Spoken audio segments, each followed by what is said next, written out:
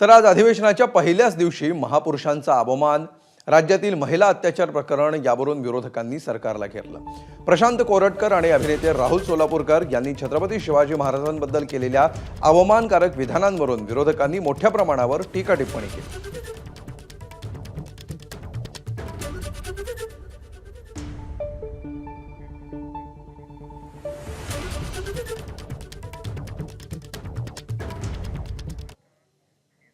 तर विरोधकांनी नेमकं काय म्हटलंय पाहूया।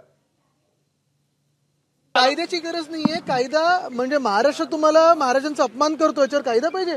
आता ते सोलापूरकर बोलले, त्यांच्यावर कारवाई होणार आहे। ते कोरटकर की कोण बोलले, त्यांच्यावर कारवाई होणार आहे। मग अबू अस्मी असतील, कोरटकर असतील, सोलापूरकर असतील, तिघांवर कारवाई झालीच पाहिजे। त्यांना बेड्यात ठोकल्याच गेल्या पाहिजे। त्यांना आतापर्यंत अरेस्ट करायला पाहिलं होतं, पण झालेलं आहे वाटतं अरेस्ट। आज ऐकण्यात आलं की ते दुसरीकडे कुठेतरी दुसऱ्या राज्यात गेलेले आहेत। निश्चितच त्याच्यावर ॲक्शन घेतली पाहिजे। 6 तारखेपर्यंत त्यांना टाईम दिला आहे कोल्हापूरमध्ये। 6 तारखेला मला वाटतं मुख्यमंत्री तिथं येणार आहेत कोल्हापुरात। तोपर्यंत त्यांच्यावर कारवाई करा म्हणून त्यांना सांगितलं। निषेध नोंदून सगळे कंटाळे असतील कदाचित। निषेध सगळ्यांचा केलेलाच आहे, कारण असं वक्तव्य करणं बरोबरच नाही आहे।